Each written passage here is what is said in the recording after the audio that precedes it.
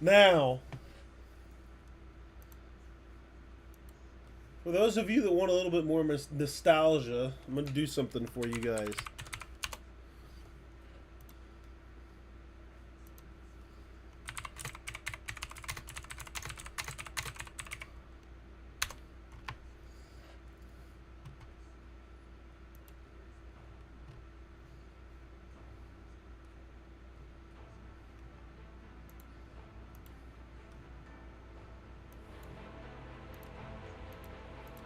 Oh, damn it. Don't know why that was doing that.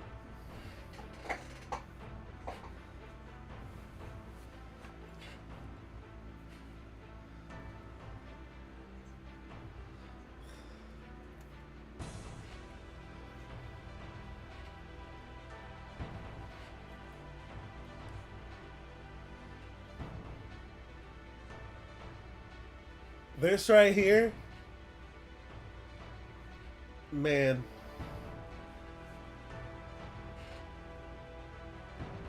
This isn't the actual theme for this Runescape at the moment, with the guy that's been behind working on this version of the launcher.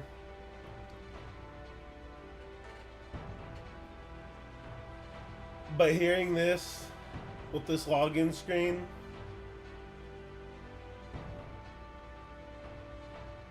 there's some feelings there, I'll tell you that. You know, I'm sitting here getting almost 30, and while I hope I still have a happy, healthy 70 left, I, it it brings into perspective just how fast time goes as you get older.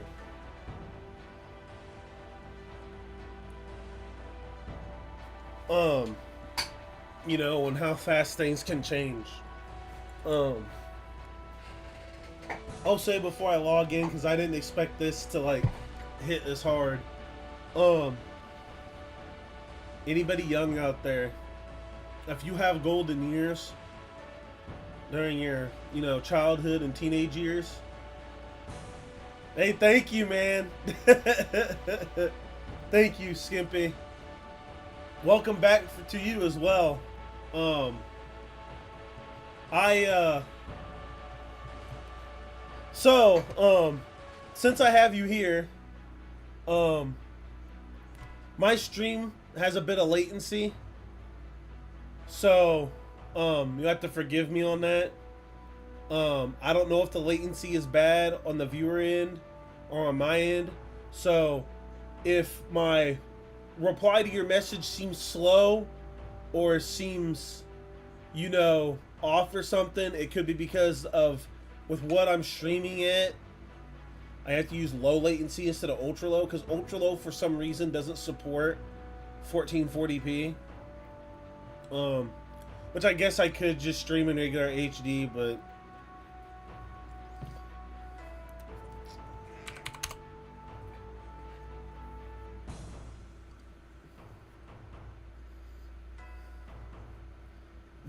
the latency I think is only a few seconds. So, I don't think it'll be too bad. But I want to give you a feeling of something. So, obviously I'm playing what I'm playing now, but I want to give a perspective.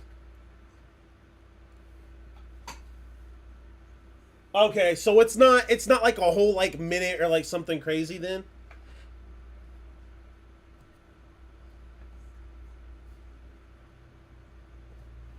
Well, what I'm probably going to do is do a couple hours right now, and then I'll have lunch, of course, you know, get off a break for lunch and whatnot. But then afternoon, I'll go again, and I'll just do regular HD, like 1080p, and then we'll go from there. And then I'll do ultra low latency, and then that'll be better after that. And if the streams ain't so bad at ultra at 1080p, I'll just do that from now on. I just put it out at 1440. Oh, my wallpaper. I'm just gonna tell you, This wallpaper, also give me a sec, and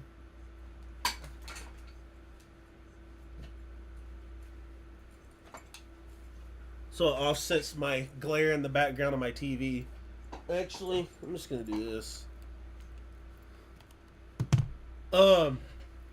So the background, right? A lot of people will wonder if they see my desktop background, my computer. This is Ramiro Tempest from the anime. That time I got reincarnated as a slime. One of the most overpowered characters in anime. I mean, even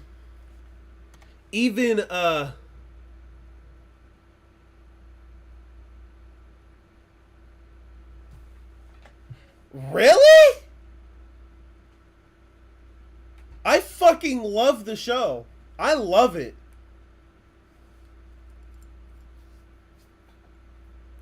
I even went and like researched a bunch of the lore, and like it is super fucking in depth. Like it is super in depth.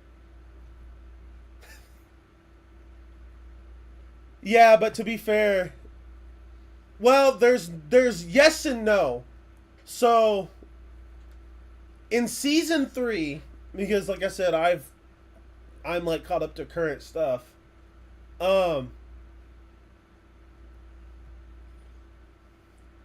Yeah, but to be fair with Charybdis, like they really did nothing to back it. I kind of knew he was gonna get one-shotted because with Charybdis, they literally did nothing as far as backstory or like made him of any importance. They're just like, hey, Charybdis is just this powerful creature that's a calamity class and just kind of exists. And then it's like, okay, like backstory, why does he exist? Like, what's going on? So I'm gonna tell. Okay, so I thought the same thing. I did. When I first saw the series, I did. I thought there were some inconsistencies and stuff. And granted, this is just off me going off season 1. And like, even with Charybdis and stuff. But I went recently, and I went through, did a lot of research with the manga. There's 2 different mangas to it, by the way. I don't remember the names of the 2 different mangas. There's like a L something, I think, and the other one's R something. Or there's like 2 different ones, so there's like 2 different timelines too. But like, I went and did a whole lore research. If you know certain things, it all kind of ties together on why things are the way they are. But like Charybdis, they didn't really like build him up to be anything main and dangerous, right? Like Charybdis was just kind of like, hey, that's kind of like an elite in Diablo, if that makes sense. Like, whereas, you know, you have regular enemies, right? And then there's like an elite, and it's like, oh, there's an elite. But I mean, I'm just going to one-shot him anyway, so it's like, okay, it's like, oh, I'm caught off guard and elite. But I know I can kill him, so it is what it is. Let's just kill him. A lot of the... If you've never seen the manga, go check out some of the lore with the manga and stuff. Because I will tell you, not all the conflicts get solved just like that.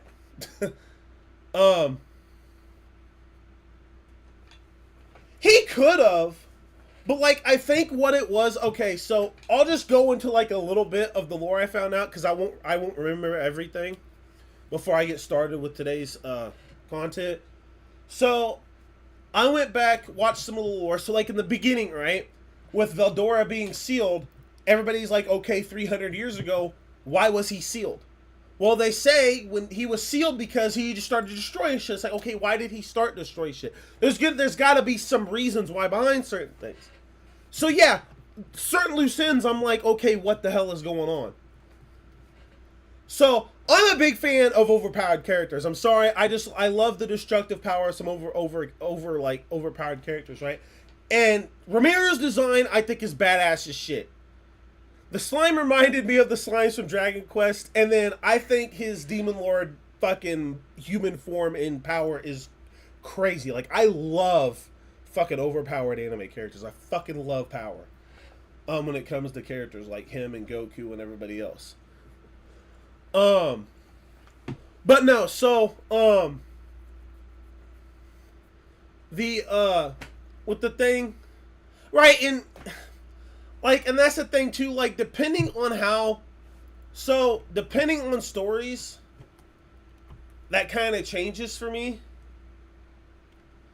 Um, for example, I'm not gonna talk about that because that's a bit spoilery, actually, about that. But it has something to do with One Punch Man. I think part of it you would actually kind of like because it flows in an opposite flow. Um, I don't want to say too much though because anybody that sees the stream, it might be spoilery. But anyways, so okay, beginning Veldora, 300 years. Why did he destroy things? Why is Rimuru so strong? Why is Shizu, Chloe, all that stuff, the spirit with Chloe that went into Chloe that was the adult version of her or looked like it, so on and so forth, right? So, okay. The reason why Rimuru kind of starts off like a bit slow and like he's so overpowered in the beginning and things get solved so fast is because this isn't his first time technically being involved in these situations and he doesn't know it. And with the newest episode of season 3, I lost my shit because when I saw what happened to a certain character, it completely blew my fucking mind because they're going down the timeline that I didn't expect them to go down with this show. But anyways, this isn't Ramiro's first time like doing this and this replaying like in timelines. As anybody knows, with really anything in the real world or the fantasy world, there's infinite timelines, infinite possibilities of outcomes and possibilities that can happen and or will happen. Kind of like a simultaneous, but the same thing hasn't happened, but the same time already did type thing, if that makes sense, because time's kind of a funny thing, right? So, okay, this isn't Ramiro's first time. Cool, that point's out of the way. The door, 300 years. Okay, now, right now, spoiler alert to anybody that doesn't want to go past this part in the stream. This will be a video later on, so you can skip this part, obviously. But, because I let all my streams be uploaded, unedited. That might be a thing that changes to Patreon only at some point. I still need to, there's some content I still need to post on there. But anyways, so, Veldora, sealed for 300 years. Why did Shizu do it? So, right. No, yeah, he is funny. He's cool as shit, too. And stupid strong. There's a whole, I could go into, like, to the finest detail of, like, power scaling and why characters are the way they are. But, like I said, I went because, as you said, as you kind of pointed out in a way, there's some inconsistencies and some lost information that if you don't know, you kind of can't put things together and it's kind of not well understood why things are the way they are in the show. So, alright. Why did Shizu seal Veldora away for 300 years? Because in the show, they obviously talk about how she did it. But how could she do it? How could she look so young, but still be like 300 years ago have done it?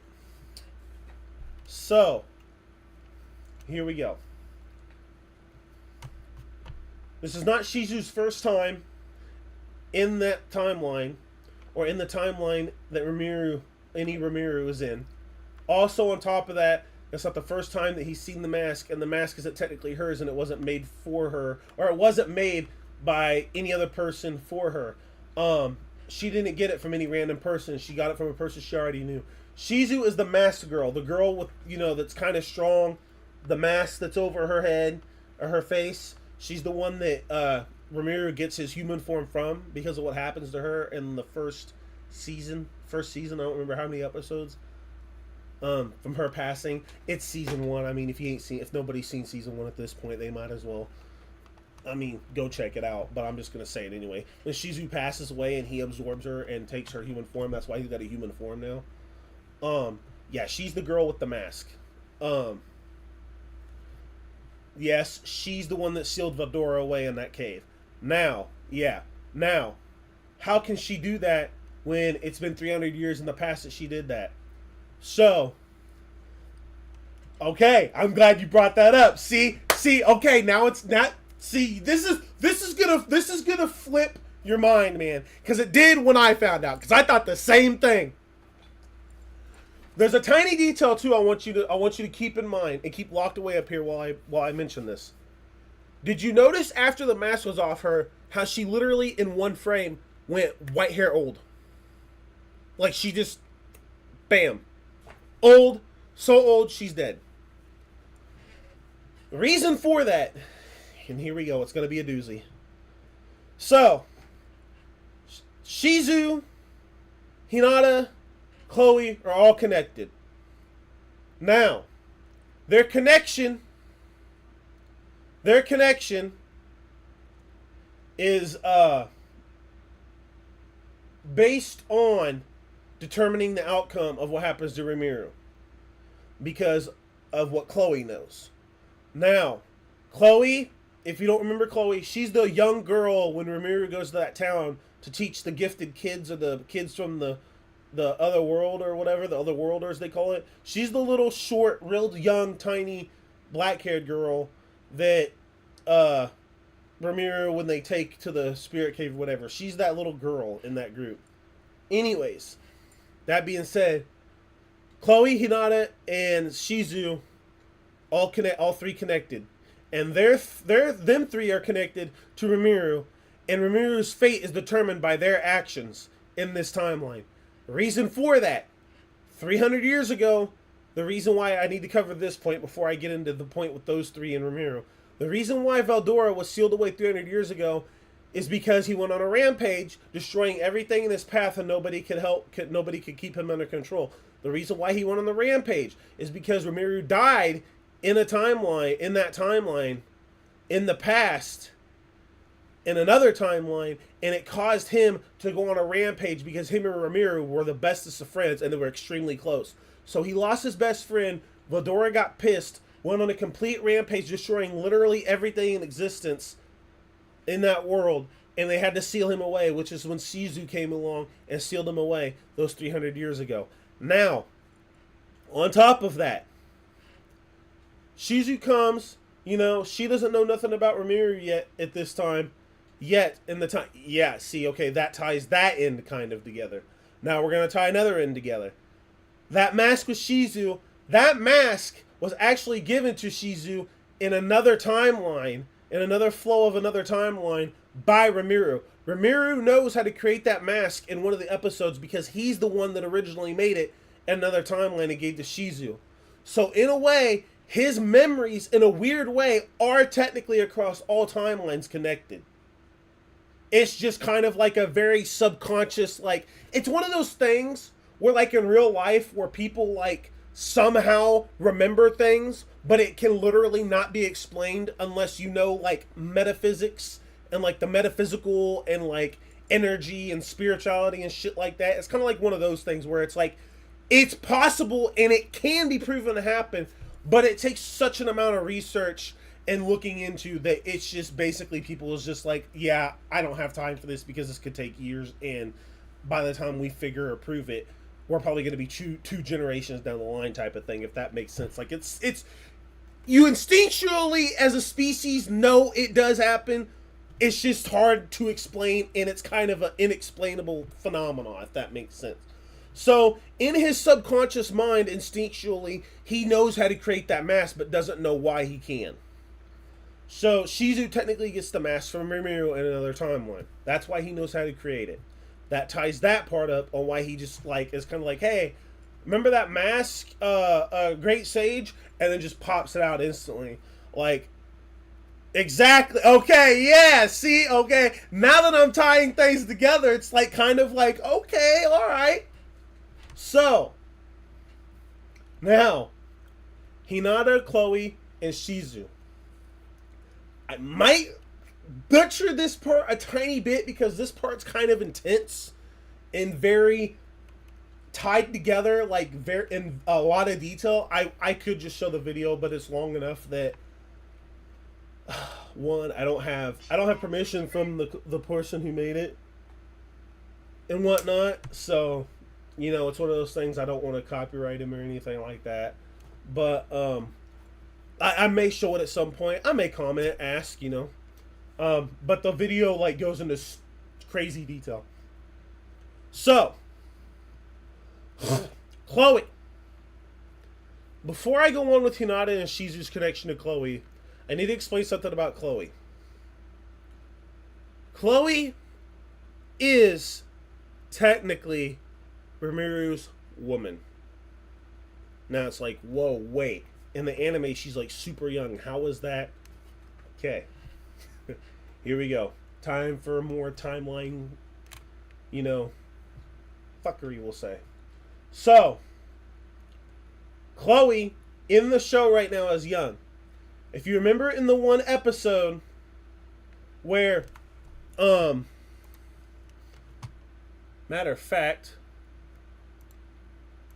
1 second. Chloe, I'll show you who it is. Right now, actually.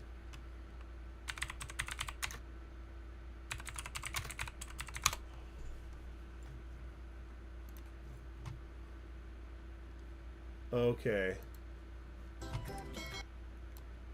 No, we're not gonna watch your intro.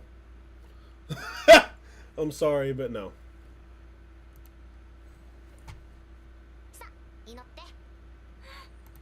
This is Chloe, okay? Now, I know first off, people's gonna be like, wait, how? Isn't he like so much? Okay. Timeline fuckery going on here. Remember this, okay? There's like a whole, like, timeline, things tying together, why. This is, yeah, it's fucking crazy, right? When I explain this, it's gonna make sense. She is, here's the crazy thing though, neither one of them know it yet.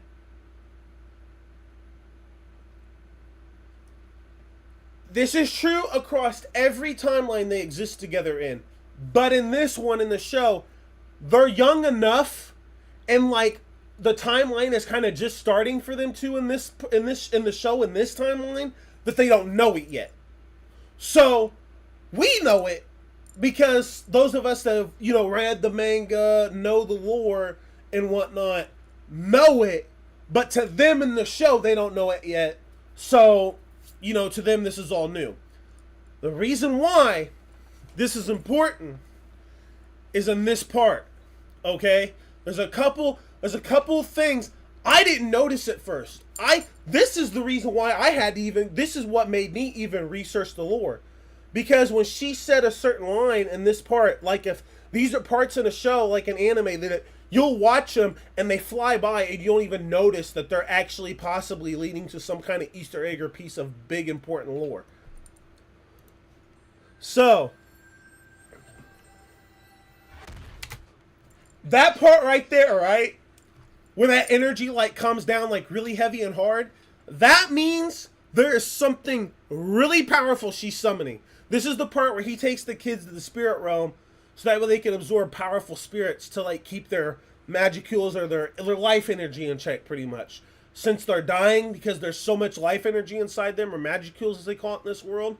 I don't know if you remember that part, but he takes them to that cave so they can get these spirits so that way their energy can be maintained and balanced so they don't die. Kind of pretty much cures them. That part where that energy comes down from the air, right, means she is summoning something extremely powerful. Like something that shouldn't even be possible. See, like they're all even like, what in the heck?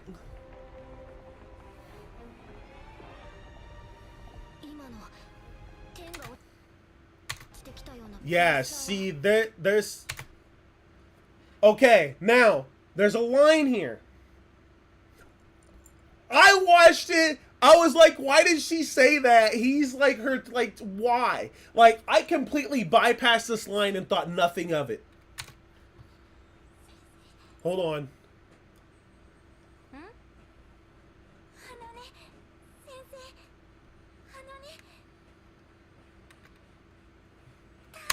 See, this line right here, I was like, why? Why? Why? This makes no sense. Here's why. Right? I was like, this makes no sense. This is random, plus this is weird. See, he doesn't know. He thinks the typical, like, you know, older person. Well, okay, not even that. Well, not just that, but like the thing is, like, he's the teacher, that's somebody younger. It's like, okay, you're trying to say you like me. I like you too. You know, you cool. Okay. He thinks that. He has no idea about something that I'm going to get into because of a certain part, and they better show it, that I have to show you before I can tie this together for you.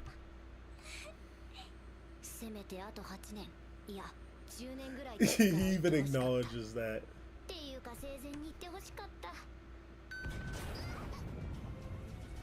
They are going to show it. Thank God. Okay, this right here. This right here, right? Okay. This isn't just a spirit.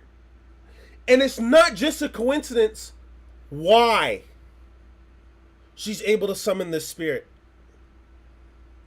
Right? There's a reason why Chloe's the only one that summons this. There's a reason why it almost looks like an older version of Chloe. And there's a reason why they didn't show it. Fuck. They didn't show it. I'm so pissed. Damn it. Damn it, damn it, damn it. So. What?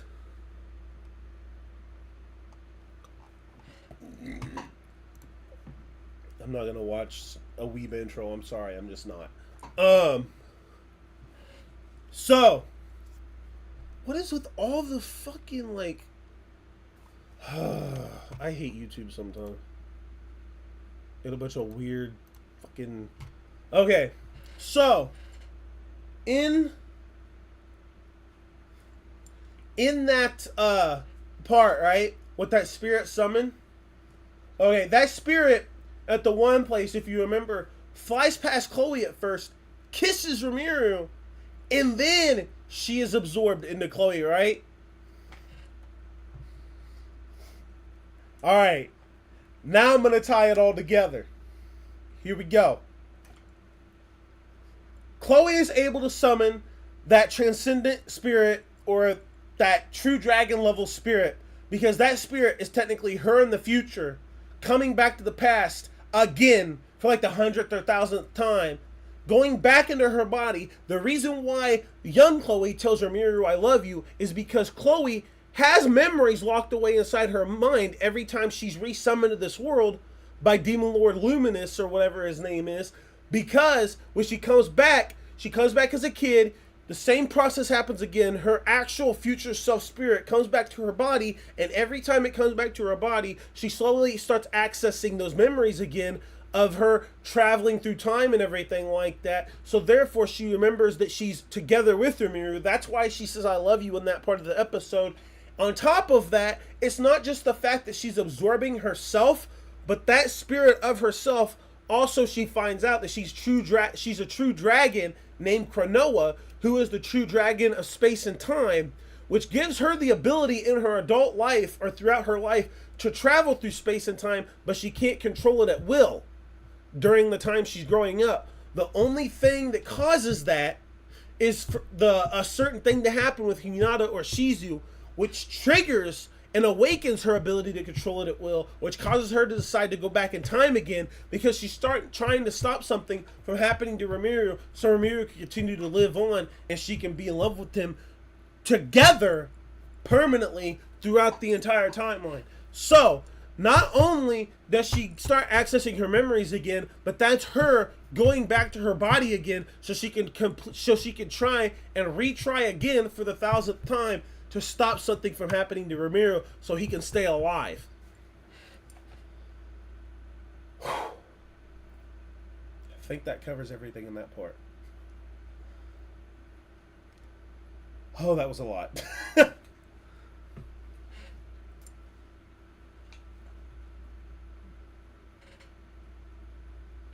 Yeah. Yeah. Yeah. So, now, what thing needs to happen for her to awaken her actual control of the power? And what happens to Rimuru? Rimuru, through every timeline that she's been in, has been killed because of some war and some circumstance. So, The reason of what happens, the reason why she go back to time when she chooses is because during the times that she's tried to prevent Ramiro's death, something has also happened to Hinata and Shizu, which is her close friends, which therefore causes her ability or powers to awaken. If I remember right, what it is, it's either Hinata or Shizu dies, or something bad happens to one of them, which causes her power to awaken, where she can control it as Cronoa and everything, like her actual real self, you know, true dragon self, where she uses that power to travel back in time again. And traveling back in time, that was her at that point in time, traveling back in time, going back to her body to reattempt to save Rimuru, Hinata, and Shizu's lives.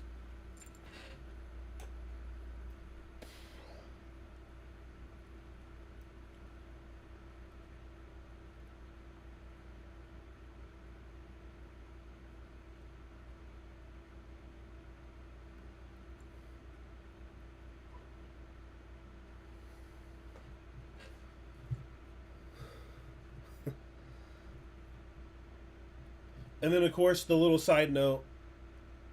Yeah.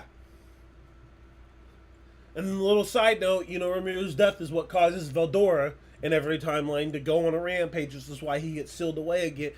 See, yeah. There's like a whole, there's a whole process to the whole thing, like, in the background going on. And see, the thing is, with this show, things go on, like, behind the scenes. Like, when the show isn't playing, they are actually still in their world doing things off screen, which is how the story progresses. So anytime, God damn it, what was it? There's some war or some shit. Like, you know what? I'll just say it on stream now. If dude wants to contact me for playing this video, go ahead, that's fine. So, in the former timeline, Hello, everyone. I am just going to play this video, a bit of this video, so people can understand it, you know. Obviously, as well, since I'm going to say it in the video, give the guy credit. Go check out Lightning Ball. Give him a subscribe, you know. Give him a like, all that good stuff. I'm going to play the first, part of this video that I watched. I didn't get to watch much of it. I think I only got to watch a few minutes. But this is where I found all this out in just a few minutes. Welcome to Lightning Ball channel. In the story, her in summoning a spirit at the dwelling of spirits. See, he felt this is gonna explain it a little bit better and more detail. Storm dragon. This presence, which unsettled Veldora, was a crucial foreshadowing in the book and one of the most puzzling parts of the novel. The main character of the 2,000-year time loop, Cronoa. Figures like Miss Shizuzawa, Rimuru, and Storm Dragon Veldora are all tied to it. So, what exactly is this temporal loop? Why did Cronoa kiss Rimuru at the dwelling of spirits? In this episode, we'll delve into the climax of Tensura Volume 11, where Chloe tries countless times over 2 millennia time loop to save Rimuru and alter the fate of the Monster Federation. This tale might revolutionize your understanding of Tensura. Let's get started. Chloe Aubert, like Rimuru, is from another world. Her first arrival in this realm was actually 300 years ago, along with her childhood friend, Leon Cromwell, who is now one of the Octagram Demon Lords. Chloe lived with Leon in this world for a while before being summoned once again to Rimuru's era, along with kids like Kenya and Alice. This means Chloe underwent 2 temporal shifts. The Chloe we saw in the first season of the anime is the result of the second summoning. So, the first timeline thing already happened. We're following, if I think about it right, we're following what happens after her second summoning. That's just on, you know, just so we know where we're at in the anime. But events, Leon, still 300 everything's still connected. Years in the past, went mad. In an effort to retrieve Chloe, whom he deemed his beloved, he first became a chosen hero by the Light Spirit. Due to a series of mishaps, he fell and became a demon lord. To increase his chances of success, he made his imperfect summoning methods public, enticing people worldwide to join him in casting summoning spells, hoping to bring Chloe back. This process took a staggering 300 years, and during this period, Rimuru's destined individual, Miss Shizuzawa, was summoned by Leon about 70 years ago. Oh, okay, so it was Shizu. I thought it was okay. So I got the two mixed up. They both have black hair and look so alike. So Shizu is Ramirez's chick. Okay. Holy hell. My bad. Jesus. Go. Perhaps Leon couldn't have anticipated that the child he abandoned, Shizu Izawa, was actually a key figure in the temporal loop and the pivotal character that led to Chloe meeting Rimuru. Shifting to Chloe's perspective, after her second... If I understood that right. This part is kind of confusing. So, like I said in the beginning, I'm kind of finicky with remembering it because it's quite... She met Demon Lord Rimuru. To address the crisis caused by her excess magicules, she undertook a trial at the dwelling of spirits with Rimuru. The entity residing within Chloe wasn't merely a spirit, but her future self's power, a precursor to Cronoa. Please note, this power was unnamed at the time. This power has self-consciousness, which we'll explain later. For now, understand that Chloe, having unwittingly acquired this power, now had the ability to traverse time. However, she couldn't activate it at will and needed specific conditions for its awakening. So, what were these conditions? Let's continue. As we all know, in the current timeline, Rimuru was delayed by Chloe's whims on his return journey. Consequently, he was ambushed by Hinata, leading to a severe crisis for the Monster Federation. Several of Rimuru's subordinates, including Cheyenne, perished during the invasion by the Fallen Kingdom. The devastated Rimuru, upon escaping from Hinata and returning to the Monster Federation, in his anguish, slaughtered 20,000 troops, awakening as a demon lord. This elevated the Monster Federation's status in this world, a story we've discussed in over 20 previous videos. However, in the original timeline, events didn't unfold this way. After the children were saved by acquiring spirits, Rimuru immediately teleported back to the Monster Federation. Due to the shift in time, he didn't encounter Hinata and, leading the monsters, decisively defeated the invading Falmouth forces. This showcased Rimuru's power and threat to neighboring nations. Although Hinata later led an attack on the Monster Federation, suspecting a potential conspiracy by some hidden groups and due to Rimuru's inherent kindness, she eventually befriended Rimuru. So, in the former timeline, Rimuru never became a demon lord and continued to lead the Great Jura Forest, living each day in peace. Yet, 5 years later, the fateful day arrived. The Eastern Empire launched an attack on the Jura Forest. The Empire's power was so immense that even the matured Chloe believed they had no chance of victory. By that time, Chloe had developed feelings for Rimuru and, acting on a whim, she begged him not to join the battlefront. Yet, Rimuru responded with a smile, promising Chloe he would return safely. Though he was fearful, Rimuru, attempting to exude confidence, handed Miss Shizu's mask to Chloe. The subsequent events might be predictable to some. Rimuru went to the decisive battle and didn't return. In anger and grief, his dear friend, Storm Dragon Veldora, went berserk. Both the Empire's army and the Monster Federation were annihilated. Following these events, in an effort to prevent Veldora from destroying the world, Luminous, Hinata, and Chloe challenged him. However, just as victory was within reach, a flash of light pierced Hinata's chest. Witnessing this, Chloe awakened and, with both her and the deceased Hinata's souls, traveled back 2,000 years in time. They do. As previously mentioned, Chloe possessed the ability to traverse time, but she couldn't trigger it without the condition of Hinata's death being met. As Chloe traveled back 2,000 years, she was reunited with the past. He mixed in some images, I think, from the manga and some AI images, which is pretty cool, actually. They go pretty good. Cronoa. The power that resided in Chloe from this timeline, the predecessor of Cronoa, then transferred to Chloe in the next timeline within the dwelling of spirits. When Chloe finally awoke when she traveled back to 2,000 years ago, she remembered everything. She had been trapped in a time loop. In every timeline, no matter when or where she encountered Rimuru, she inevitably fell for the slime. To save Rimuru and the Monster Federation, Chloe, as the mightiest hero, took action in various parts of the world.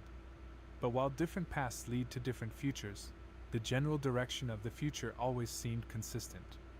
In the book, Chloe couldn't recall how many cycles she had endured. But in each timeline, the Monster Federation was repeatedly destroyed by the Eastern Empire. Each time, Upon Hinata's death, Chloe's powers awakened, and she would time travel back to the past. However, after countless repetitions, a significant change occurred in the most recent timeline. Because she regained a fragment of her memories in the dwelling of spirits, Chloe managed to keep Rimuru by her side a bit longer, got the mask from Rimuru earlier, leading to Rimuru's awakening as a demon lord. Later, while aiding Luminous against the hero Granbell, Hinata sacrificed herself to save Chloe from Granbell's attack, dying prematurely. This meant that when Chloe time jumped this time, Rimuru was still alive. With renewed hope, Chloe believed that if she could return to this timeline, she might achieve a desirable ending where everyone survives. Holding onto the mask, she quietly resolved herself. To clarify further, as mentioned earlier, Chloe had transported back with Hinata's soul, essentially sharing her body like dual personalities. Inside, Chloe and Hinata could communicate, making Chloe's repeated cycles less lonely. However, Hinata lacked the memories of the cycles because she didn't possess Chloe's time-traveling ability. She only learned about events involving her from Chloe. When Chloe last traveled back in time, her initial endeavor to reach a timeline where Rimuru hadn't died was to locate one of the very few acquaintances from that era, Luminous. 2,000 years ago, Luminous Castle, Night Rose Palace, was attacked by the storm dragon Veldora, leading to its overnight destruction. Chloe intended to use this information to communicate with Luminous. I'll stop it there for now. Because I got something else I want to show. But, yeah, that's kind of a good portion of the beginning, like, of Season 1, 2, and Part of 3.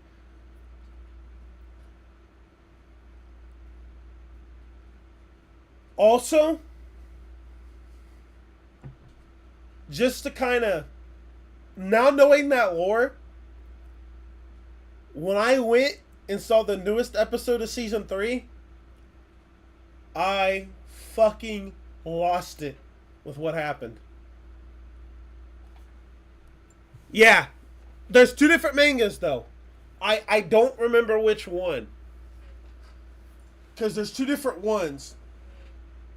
But I'm just going to say, I don't remember which one, but I think in one of them, Rimuru would make Zeno from Dragon Ball Super look like a child with how strong Rimuru is in one of the mangas. I just don't remember which one.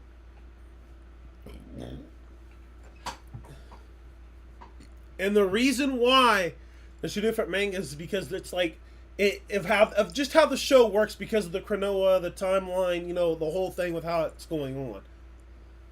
So there's like a whole, it's super expansive. And there's a lot of explaining going on.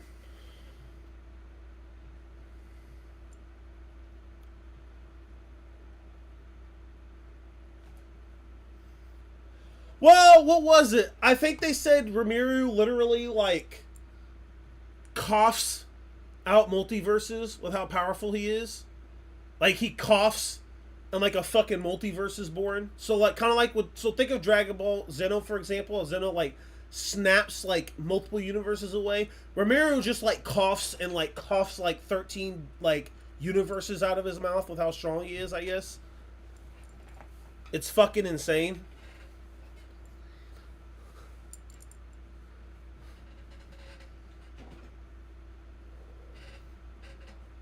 Plus, his fucking Beelzebub ability is fucking broken as shit.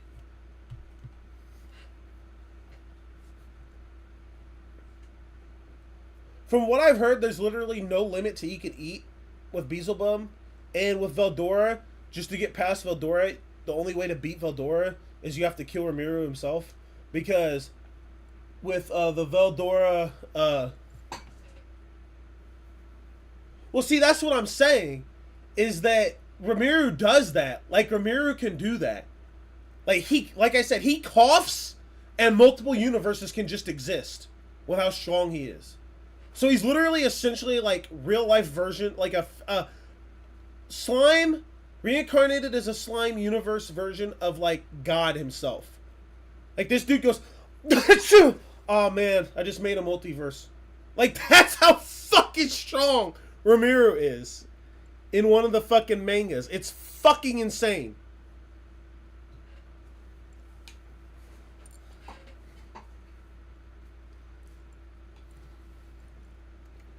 I mean, what was it? They said what was it they said? They said this dude in one of the yeah, he's that guy. He's him. This they literally said one of the mangas, what was it? There was something with the universe that happened, and they said this dude literally grabbed the universe, right?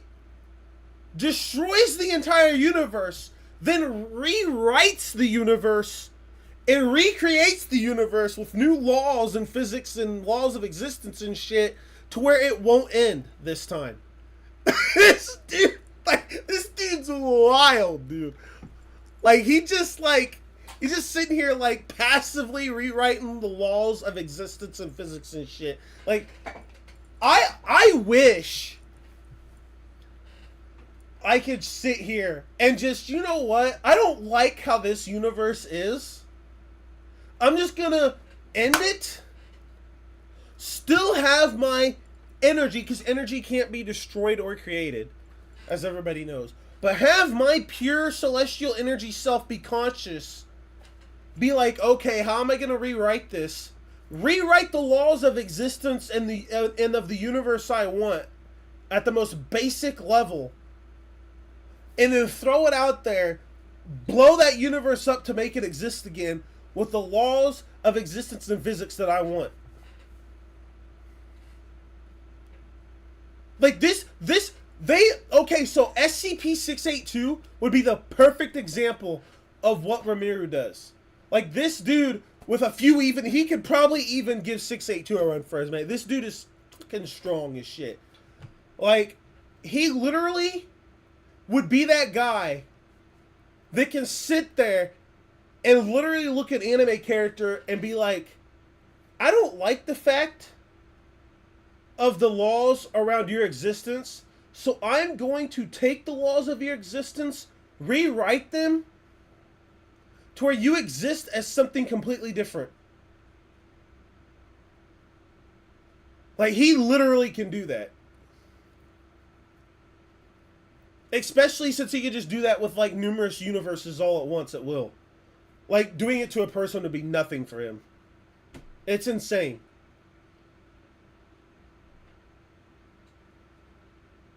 When I like, even heard how strong Rimuru was, I was like, are you serious? Like, anybody that knows me knows, I pump Dragon Ball, Dragon Ball Z, GT Super, all of them, Z. I pump all of them so hard. And I pump Goku's strength, Vegeta's strength, the Angel's strength, Beerus' strength. I pump all the strengths of a lot of characters in that show, right? I fuck with them all. But when I saw this dude, I was like, all right, you get a place on my monitor. You get a place as my wallpaper. Like, you get it. Respect. I'm even gonna get a statue of this dude. Let me get the money. I'm gonna buy a anime statue to go with my Dragon Ball collection to go with him on my shelves. This dude's insane. Like, and the crazy thing is though, is he's just a slime. I've got this famous joke that if I ever fight a slime on any game, any fantasy game whatsoever, if I hit that slime with a weapon and it does 0 damage, or let's say I go get the strongest weapon in the game,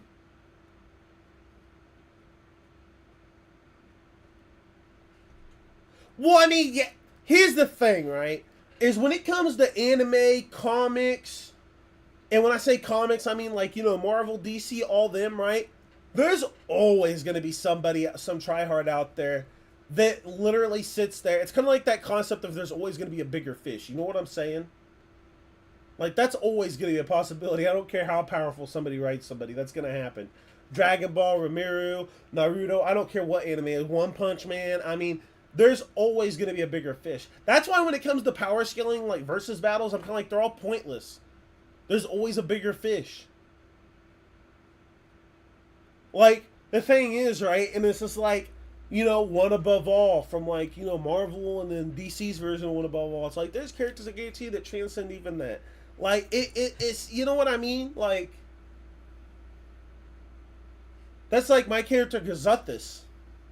back when I did the story for him, right? Like my concept was to literally be literally unstoppable. I think one of his effects that I had for my Gazuthas character was that one of his abilities was he could literally take the laws of writing in fiction and become immune to any alterations of other characters to where he cannot be affected by their omnipotence, omniscience, or omnipresence. Like, it was insane. Like, literally, he would literally break the laws of other characters that are written to where they still couldn't match up to him. Like, it was insane. I went super in depth with it.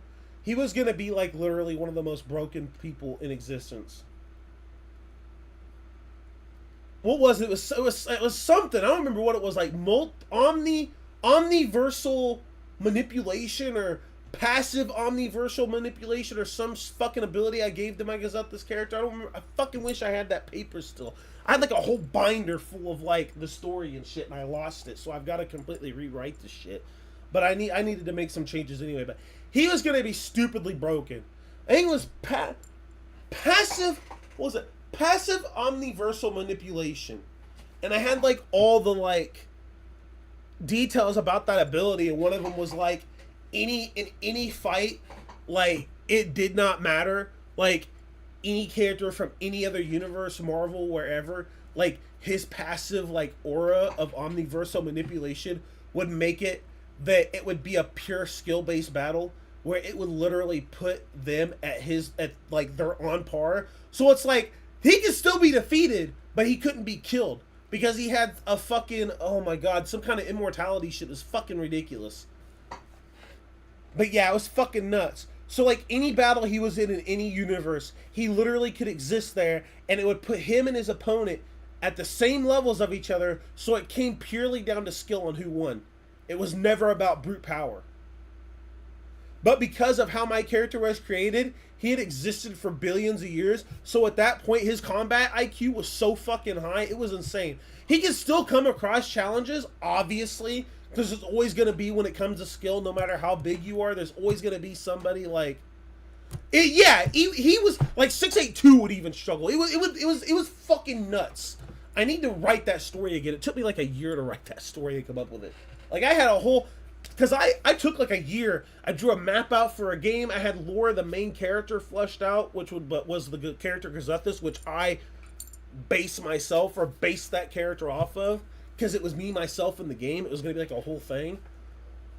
But yeah, I took like a year and had a map. I had a story, like, I had like a whole like comic, like page drawn out thing of like scenes for like the main menu of the game. Like I had everything like drawn out, the story drawn out. I had everything drawn out, and I moved. This is back when I was like 13 to like 14 when I did this, and then when I got out of high school and moved, it all got lost and forgotten, which sucks because I'm learning 3D design and coding right now. So yeah, I had a whole fucking thing, and I'm pissed because it all got lost in the move.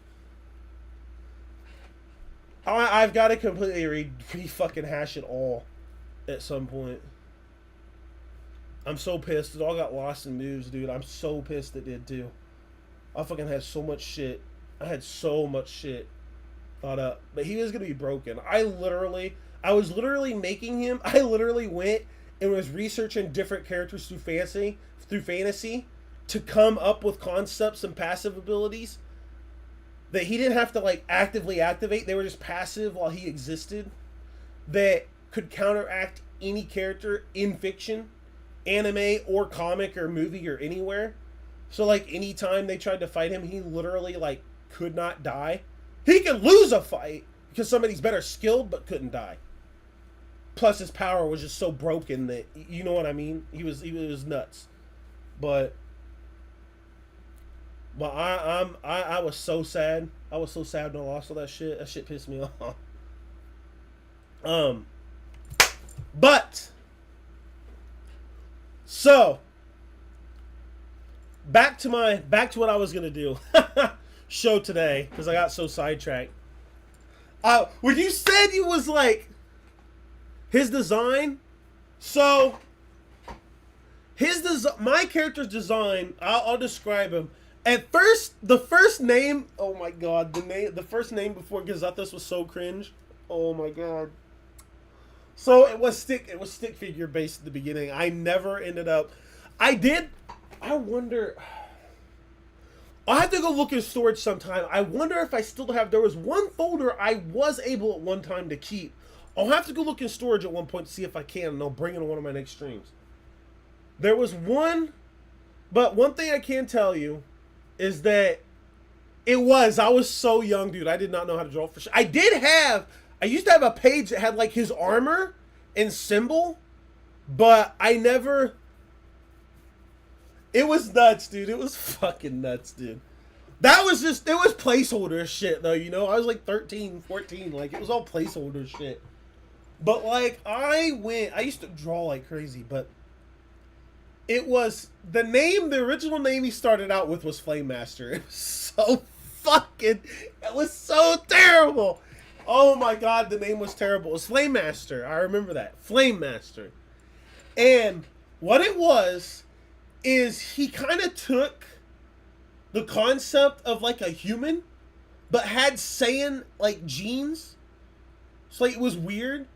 So he was like full-blooded human, but had the weird Saiyan type genes. So like he could charge energy and stuff and use attacks and shit. And he had a tail, but he was completely full-blooded human.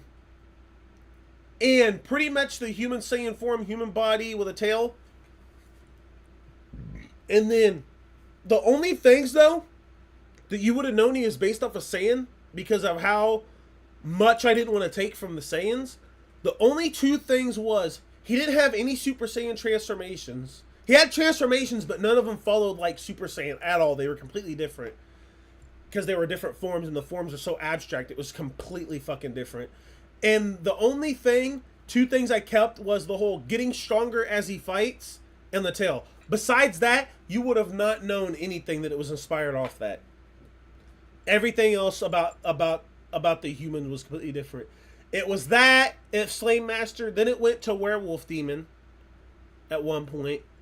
And the Werewolf Demons in the world that I was making, they were going to be kind of like the concept of Saiyans, not as far as powers or anything. It was all going to be different.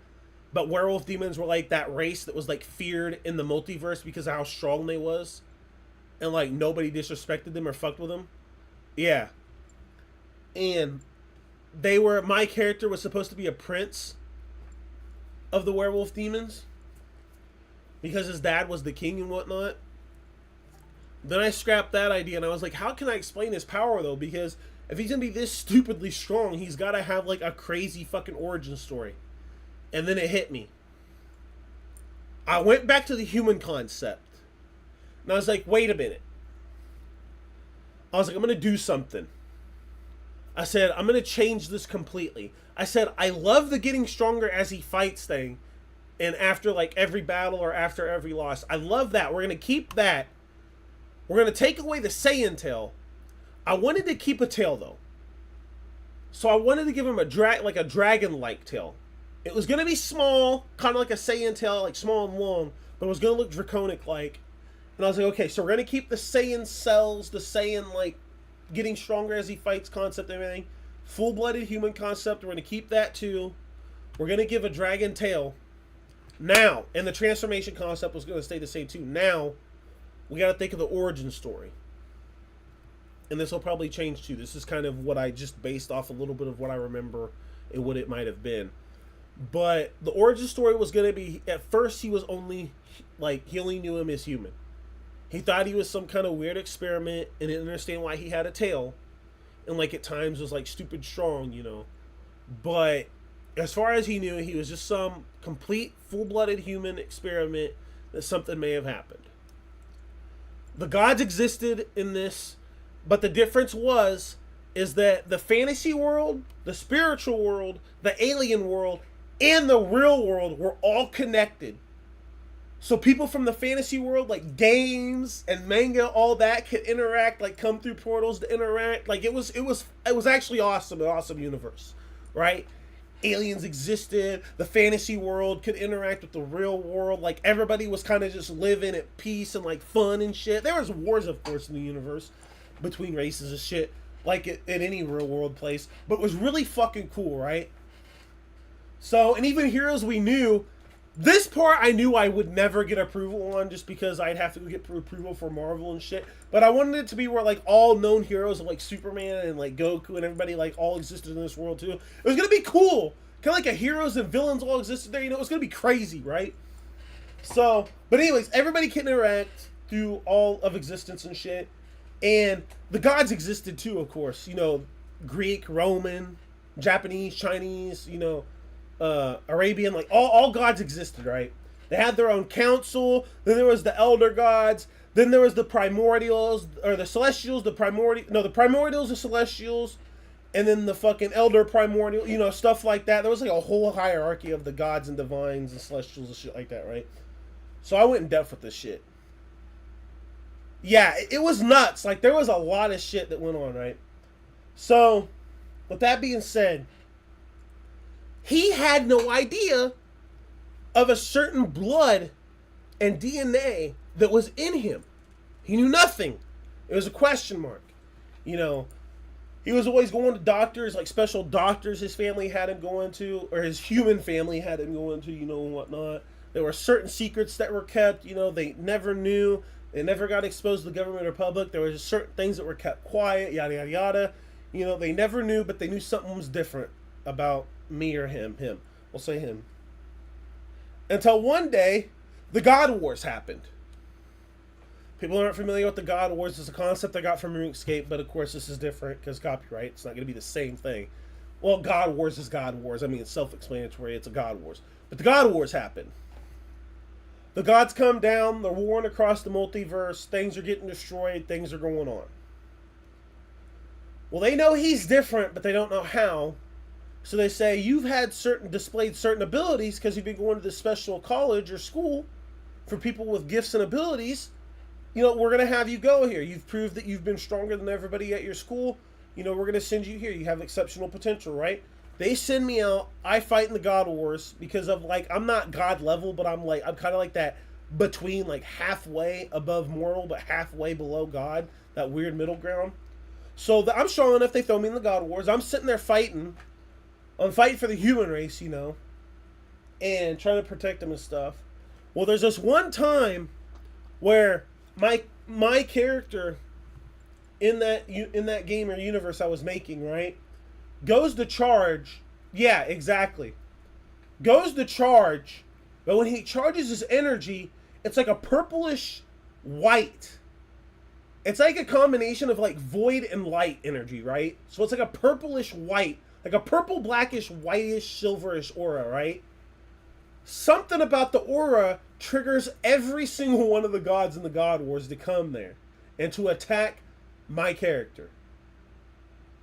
My character has no idea why, but he remembers a spell that he developed called the fusion spell.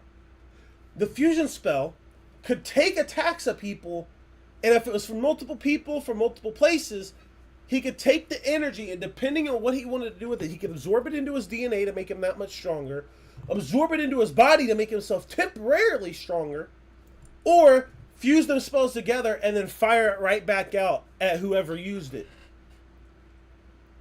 My character casts fusion spell when all the gods in that existed in that world, again, all the mythologies, fire all their strongest attacks. He uses the fusion spell. It puts an absorbing shield around him, and it absorbs into him. But what his body did subconsciously is infused it into his DNA. It didn't absorb it into an attack or temporarily. No, right? Which was weird. This is the part where it gets weird, but then when what happens, it's made sense why. He uses fusion spell. And of course the gods are laughing and everybody's like freaking out because it's like, this dude's dead. There's no way this dude is gonna, there's no way. So, little do they know, right? His body subconsciously, with the DNA, fuses those blaster, all that energy mixed together, right? So it's a stupid ass amount of energy, right? Absorbs into his body, but it doesn't just do that. His body subconsciously makes it absorb into his DNA, so he activates the wrong version. subconsciously, instinctively, where that energy all infuses into his DNA, but that triggers a hidden part of his DNA to awaken, right?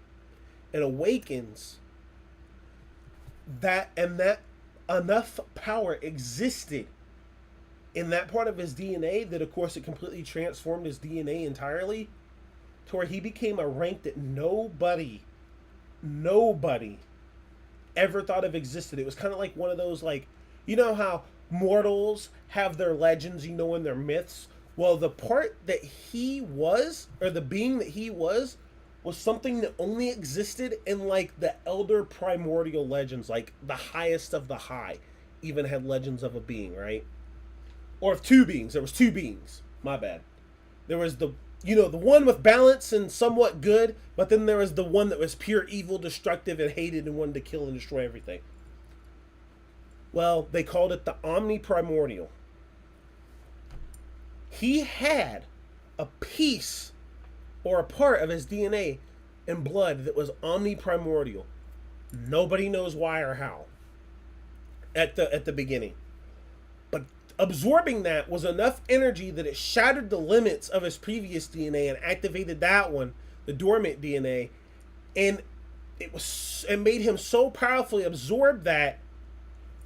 But the thing about it was, because, see, that's something later on, right? I'm going to get to that part here in actually the next few seconds. So, of course, nobody knew it yet. Now, what had happened was, God damn it. Okay. He gets that, absorbs it. Well, when he absorbs it, right, he had no control of this power yet. The dude's like 15, 16 years old. He can't control this much power flowing out. So, of course, you know, he gets like the glowing purple eyes, you know, no pupil, full rage. Here's a black, purplish, white glowing aura, because you got to remember it's mixed with void and light energy, because he's balanced, you know, itself. And he's, you know, the omniprimordial of balance, we'll say, the one that keeps everything in check, or supposed to, right? He's something so stupidly powerful, he's just going berserk. He's only 15, 16 years old. He has no control over this yet. He don't know what's going on, so he's going berserk, shooting energy beams out. Gods are getting hit. Elder gods that are coming in to see what's going on are even getting hit and knocked out and shit. Everybody's just like, okay, well, what the hell is going on? So the Primordial Council comes in, and they're like, we need to get this situation under control. But he's like, okay, but what do we do? Like, the only person that would be capable of this is a parent. Like, is there ever been an omniprimordial, like, or an elder omniprimordial? Like, somebody that would be classified as his parent? This mysterious figure shows up, just teleports out of nowhere. Black, shadowy figure. Shows up out of nowhere, right? Chops my character on his neck like this, knocks him completely the fuck out. Hands glow, he puts it on my character's shoulder, right? Says some words. And a seal pops up there for the dark energy, and then another seal pops up on the other shoulder for the light energy, and then those two come together at the chest, and there's almost, it's not like exactly like a yin and yang, but it's like symbolized that way, that pops up on his chest of a major seal that sealed all that. It's a multi-level seal that sealed all that power away in his body, to where only after he mastered it, and as he progressed through his ages, could certain levels be accessed, up to the point he got old enough where he completely mastered it and could use it properly. Now, everybody's like, who's this? Like, who is this dude that just showed up, right? And he takes this dude, and, you know, this shadowy figure takes my character, teleports away, takes me to Earth, back to my family, sets me down. You know, there's these glowing, like, sigils on my character's body. Somebody's like, what the hell's going on? You know, he tells them, raise this kid, try to raise him as a normal person, but it's going to be hard. There's going to be people looking for him, you know, so on and so forth. So the evil side starts getting slowly introduced and whatnot. I haven't really thought much on the evil side yet. But, and again, this is all stuff that may get changed at some point. This is kind of stuff I've most recently thought on it. But come to find out that his mom was actually secretly like not an elder primordial, but some kind of like deity, lower lesser deity. But his dad was an omni primordial at one point. They got old enough to have his own kid.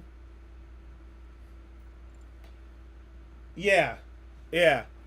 So like his dad's an elder omni primordial, has a kid with this like lesser god, almost mortal like woman, who is Gazuthas's mom. And of course, nobody knew it at first, but it's later found out that that was his dad that came and got him and stopped the rampage. Well, obviously, there's our grandfather.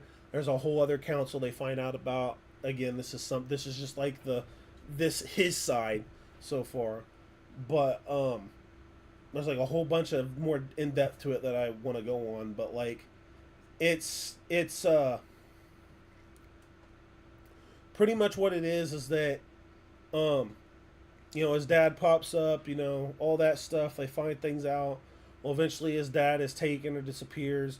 The mom disappears. The grandfather disappears, and nobody knows why. Nobody knows what's going on. Well, it's because of the big bad. Now, I'm just gonna say that the big bad side, there's keepers, and what was the other one? There was the keepers that are the one rank below the highest of the high on the bad side, but I forgot what I was gonna call the big bad of the bad side. I forgot.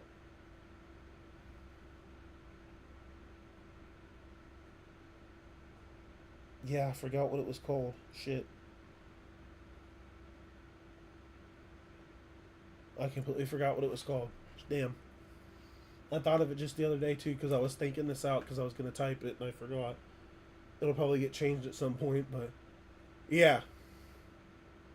But yeah, that's just like a little bit of kind of what I was gonna do with my character. But yeah, he wasn't gonna be something that people read about and just oh yeah he's cool. No, he was gonna be like up there with power and story where they're gonna kind of be like oh like so this is like a character that like not just any average anime or comic or anything can scale with. Like this guy's on a completely different like level type shit.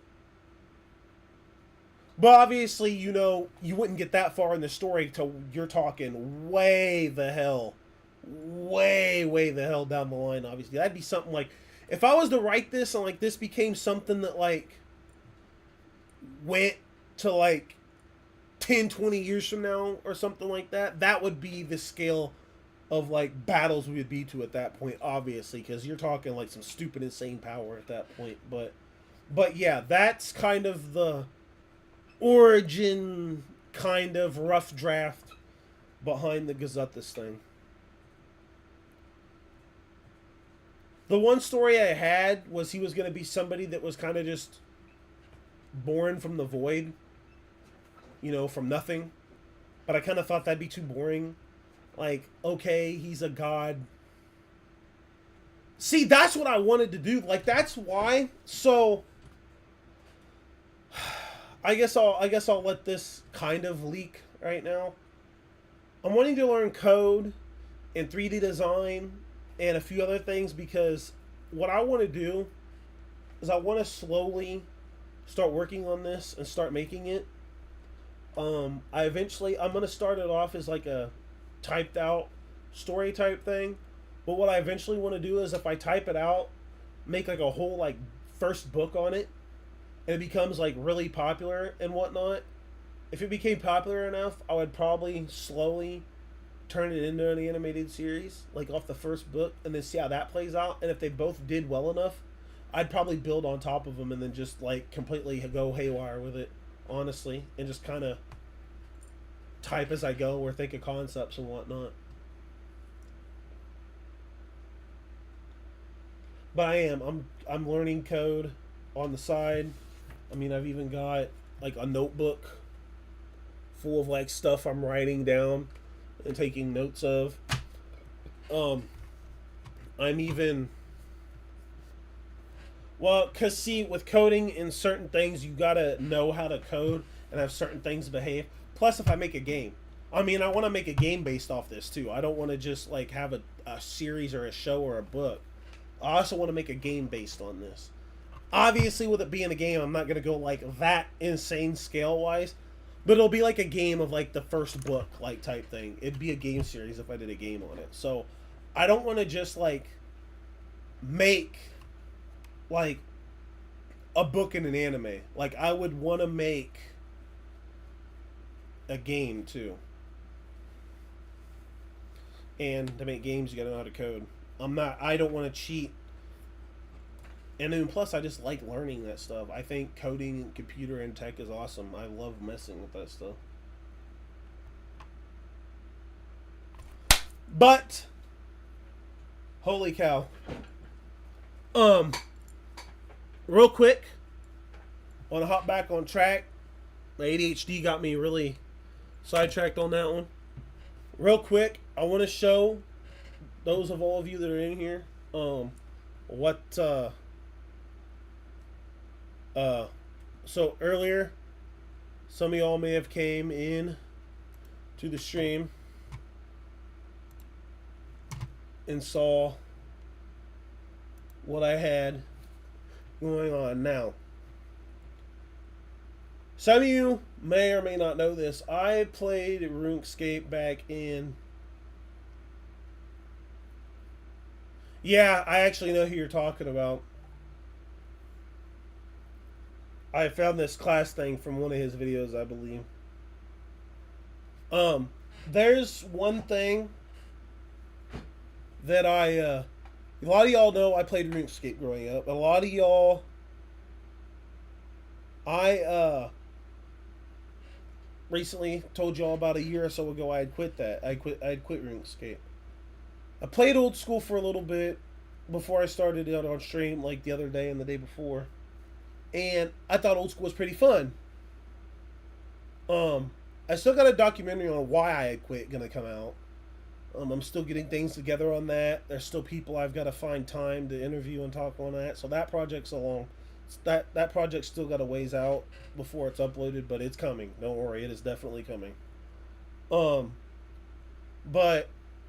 a lot of y'all know I've been playing since about 2001. 2001, 2002, something like that. And probably 2002 if I remember right.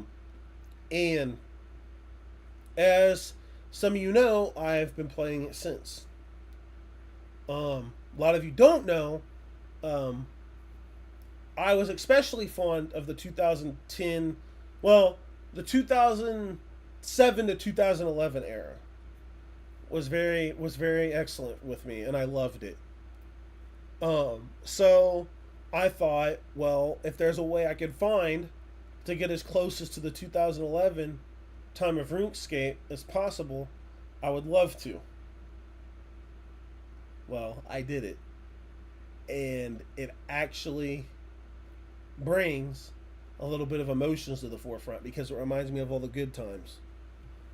And there's going to be not a quote, but some little advice I give you guys after I show you what I'm about to show you.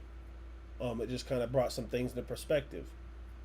But especially for those of you in my audience that may be, younger. But when I came across what I came across, I thought it was just the most amazing thing ever, and I'm going to go ahead and show you guys now.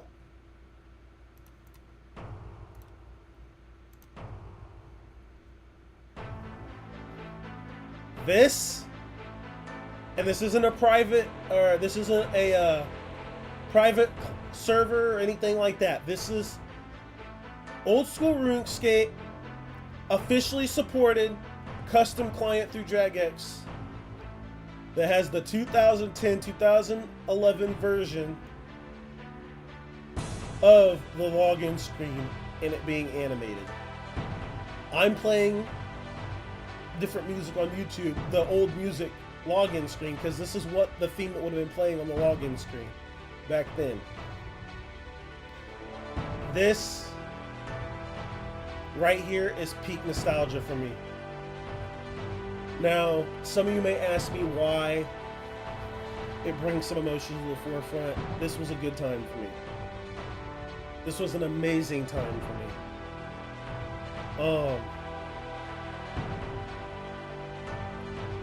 I'll explain it. Back before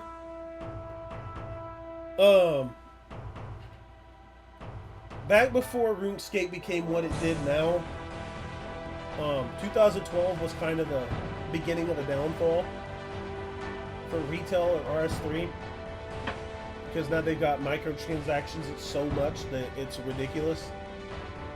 But I went and the Jagex launcher,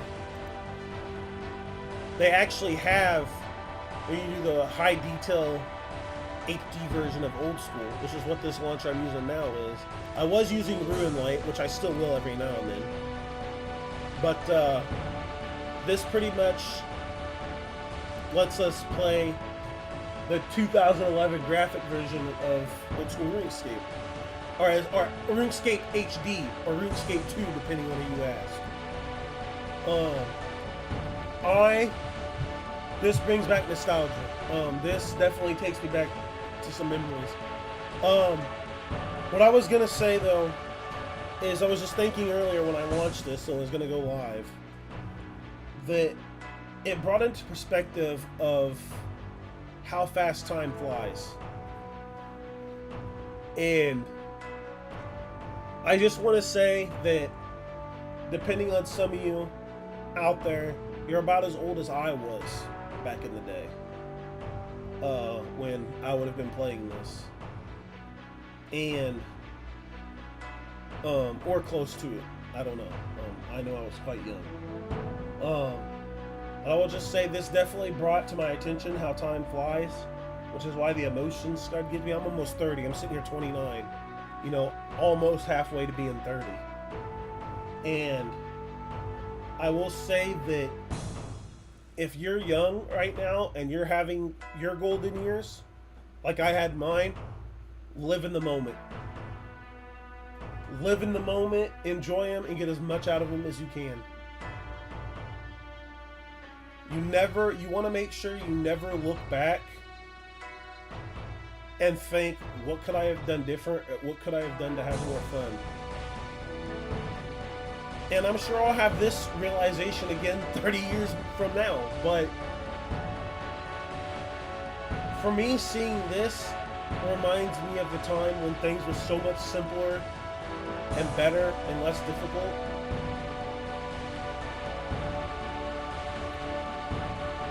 And it definitely puts you in a state of mind.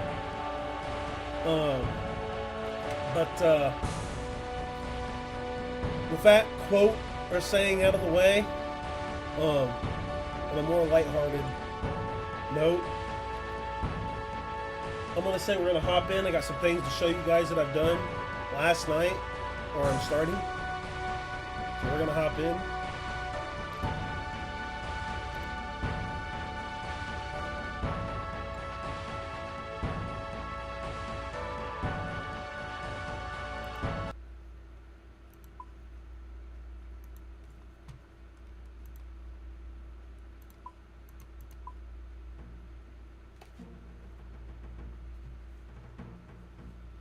Oh, you're all good.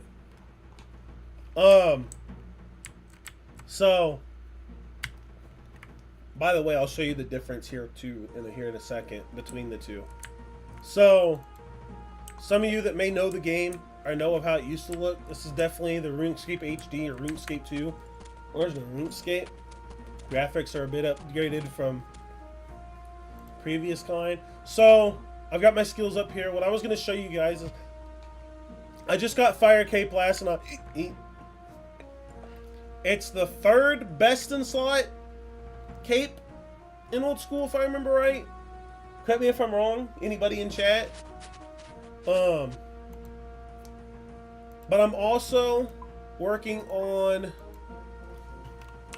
my requirements for one of the quests I didn't get to do back in the day.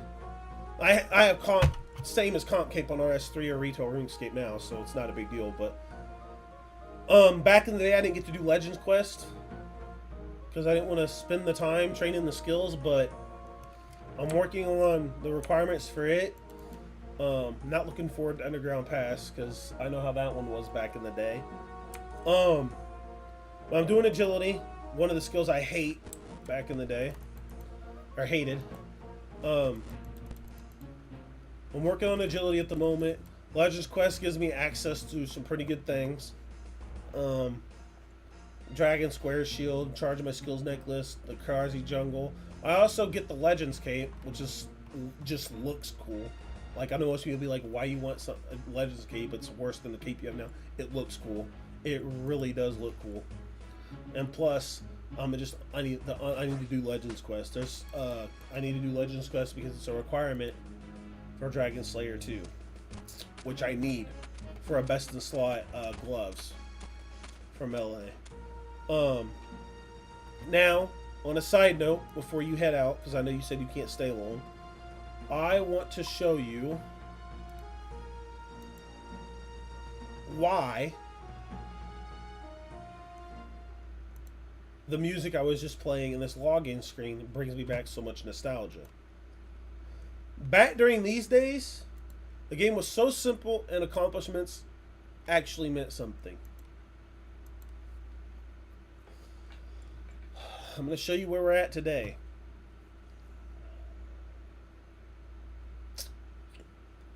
And I want to do one boss fight just to show you. Won't take me long. We'll go 68.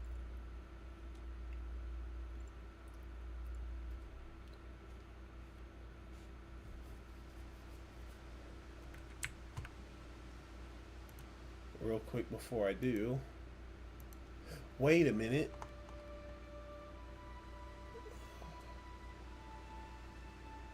Oh, he's not out. Okay. What is the block tunnel? Minions is still locked? The hell? Okay. As you can see, why?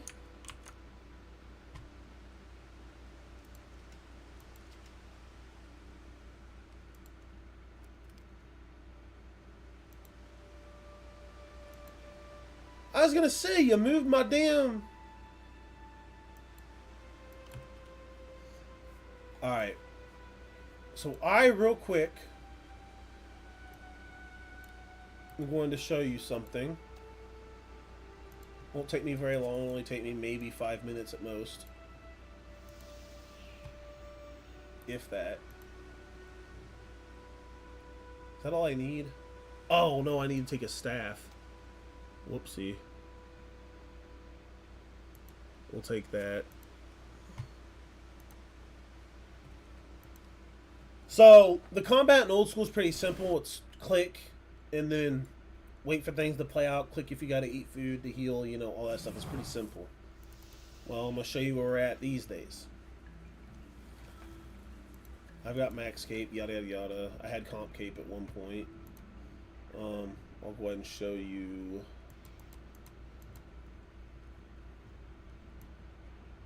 what that looked like. Or I won't. Ah, here it is. Comp cape smokes. Max cape doesn't. Max cape is what I have now. I have to get certain things done before I get that back. That's beside the point. So like I said, with the Old School, combat is way simple. I'm going to show you what is so different now.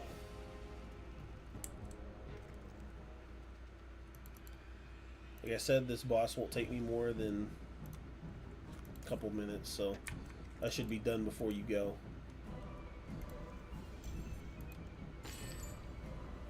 Okay. So you want to go in here, and because of what I'm trying to get as a drop,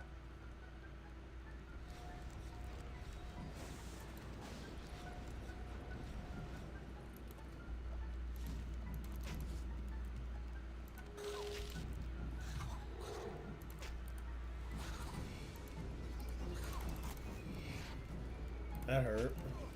I'll heal.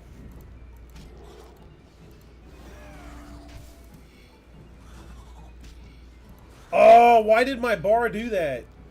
There. Damn it. Oh, shoot. Shoot, shoot, shoot, shoot, shoot, shoot, shoot, shoot, shoot, shoot, shoot.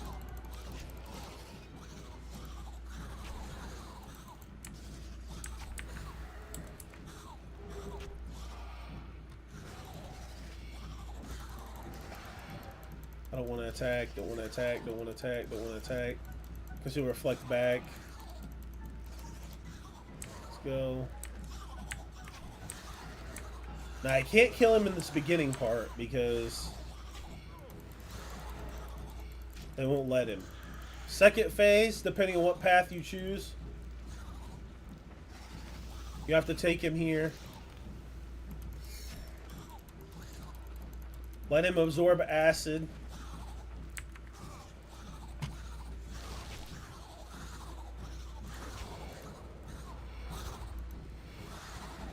Stay away from that. When that pops up, you can get one-shotted from that.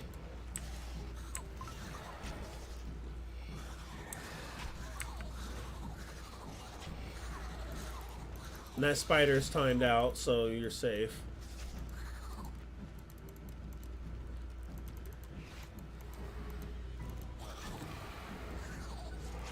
So you let him absorb acid. Down here below his health bar is where the acid's at. You want to try to get that to 100. I usually try to. Yes, and he's an extremely hard boss, too.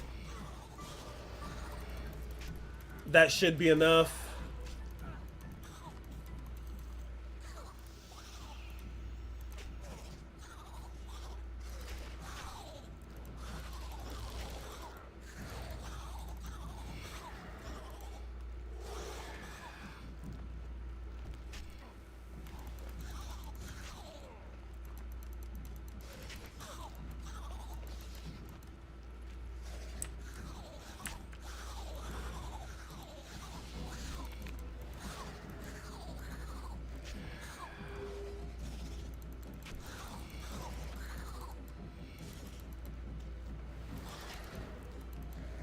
Come on, melt the platform. What the hell?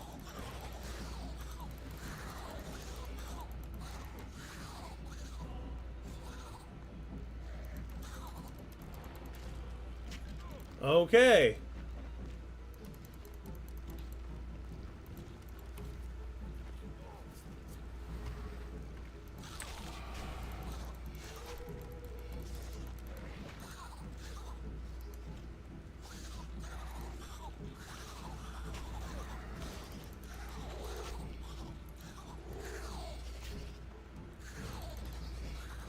I forgot to activate darkness, so I dodge hits.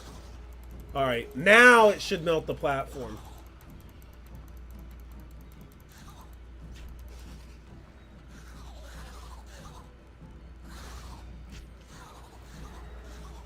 Come on, man.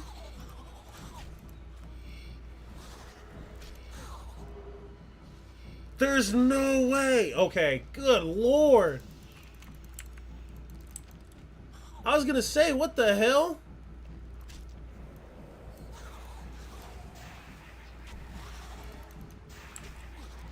Give me that. Lure that spider. Now, you don't have to do this part.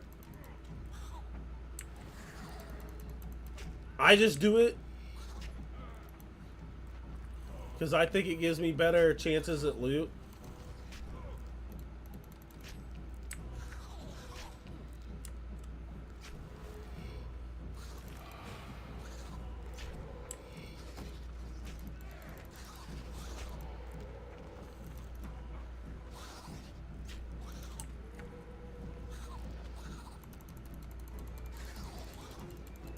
Don't attack, don't attack, don't attack.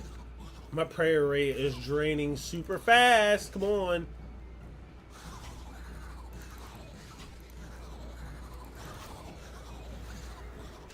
He's kicking my ass.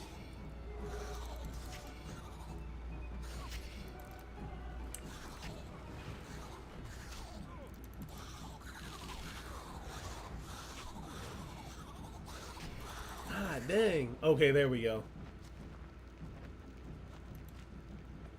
Dude, I'm telling you. If I had been paying proper attention, I probably wouldn't be using so much food, but...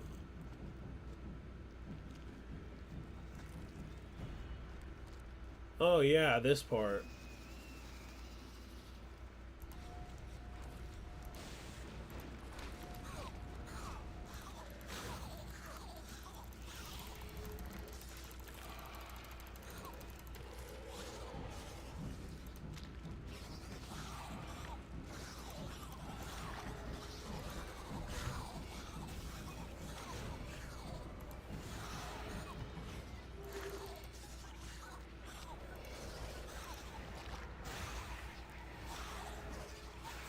Oh, come on, come on, come on. There we go. Got it! Then I'll show you a video of old school combat. I'm not going to make you wait for me to log and... Damn!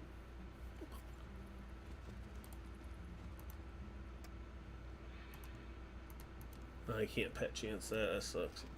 Okay, whatever. That's new combat. And that fight is really cool. That spider is really cool. There's another boss I can show you sometime that's cool too. But I'm not going to make you wait for that. That fight, I used to be scared of that fight, but once I got the high enough gear, it wasn't so bad. It wasn't too terribly bad. There's fights on this game though that look so insane, that are so insanely difficult. There's a lot of them. I'll actually do, if you'd like to see it at some point, I'll actually do an entire, what do you want to call it? An entire,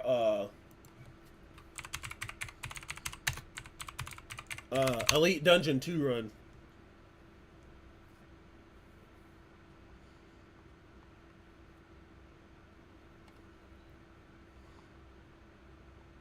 Okay, I'm not gonna...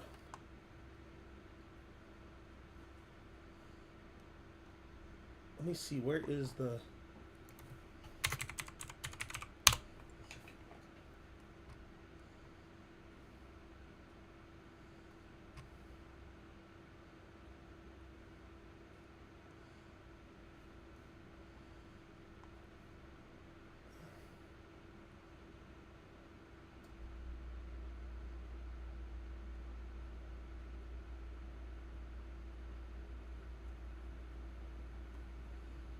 Oh.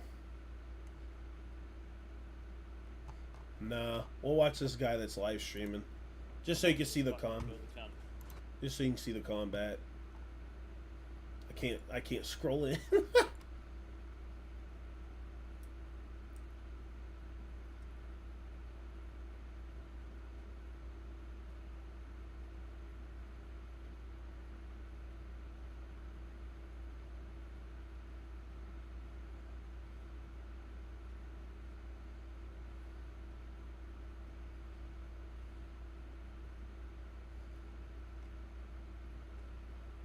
Like, the combat's so simple. Much simpler now. Dang, he's got Infernal Cape? That must be nice. Damn.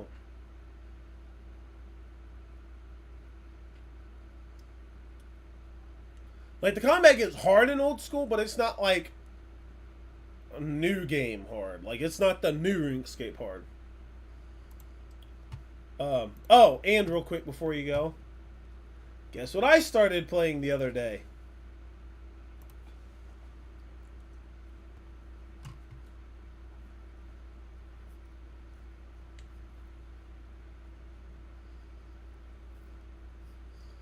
Oh, damn, it is lunchtime, isn't it? Ha! Damn. I'll show you this real quick, and then I should probably take a lunch break. But I'm going to show you this real quick. Yes. Now, I didn't play for the first 3 seasons. I didn't. I will say I have had fun in this season. I've actually had a lot of fun this season. I've been back to this game. I had to take a break from Diablo 3, all the Diablos, for a year. Years. Not a year. Years. And I'm trying this one. I will say I'm pleasantly surprised. I actually feel like I'm accomplishing something. My mage. Seasonal, of course. This is my barbarian. I'll probably make a seasonal barbarian too. This is my fire mage. She's actually pretty broken. Like, actually pretty broken. Damn, I gotta do 50 to 70. Damn.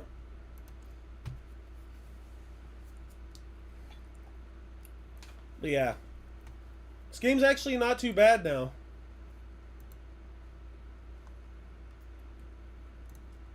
I do want to make one of these though.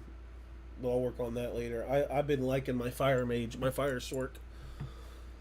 I'm gonna exit that for now. I'll play that later tonight. I want to grind some more on there before I stream that.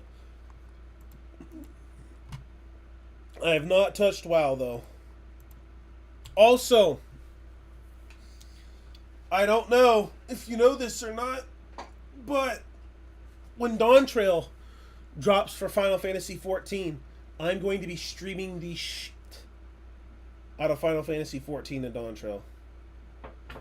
I mean, Diablo 4 does have its hatred. I mean, it does have its hate group, but there's also that niche community that also enjoys it. I mean, I've been playing it and I've been having fun with this season. Like I said, I played it when it first came out for like a day or two, and then I got bored. But I've actually been having some fun with this season. Like, I've actually been having fun. I've actually been feeling like I'm going somewhere with the accomplishments.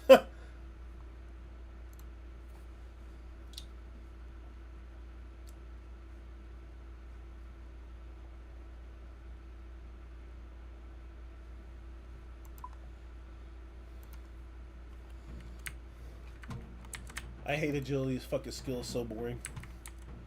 But I gotta do it to get Legends Quest. Bum, bum, bum, bum, bum, bum. Oh, that arrow up there is the one that...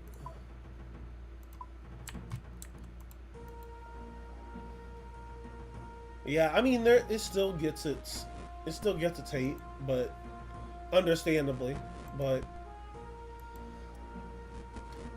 I'll say this, I'm having more fun than I did in the beginning.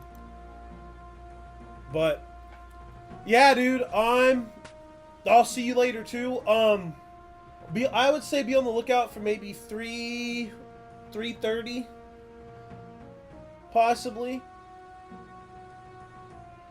I'm gonna be hopping off myself for lunch, so I can have lunch, chill out for a bit, learn some more code stuff, and then yeah, probably mostly old school for now, until I see what Runescape 3 is gonna do. But hey, man, if you do, you do. If not, comment, let me know. I'm gonna be throwing some more community posts out there, you know, and some polls and stuff for things. So definitely more rolling more stuff out. But I got quite the grind ahead of me. So, but yeah, man, you take care. Everybody that's been in here, take care. Like I said, I gotta get off for lunch. I would say 3:30, 4 at the absolute latest. I'm gonna try to shoot for 3:30. But I'm gonna have some lunch, chill out for a bit, watch some YouTube. And I'll be back on it at about 3:30. Thank everybody for tuning in. Don't forget to like, follow the Twitch, by the way, because I will be streaming over there 2 more at some point here soon as well. I'll be hopping back and forth, but because I got affiliate over there, I need to start earning some income. Things are getting expensive, man. It's been hard keeping food on the table and stuff, even with the job. But don't forget to tune in next stream. I'll see you guys next one. Don't forget to like, comment. Peace out. You have a good day. This is This, and I am out.